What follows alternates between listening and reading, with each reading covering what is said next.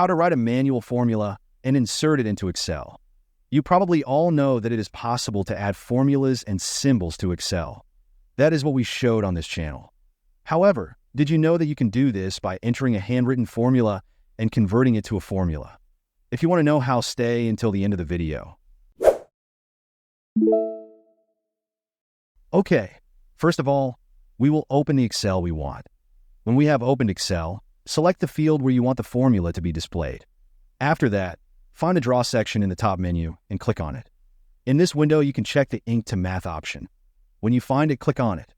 A window will appear in which you can draw some of the symbols, and Excel will convert them into real symbols.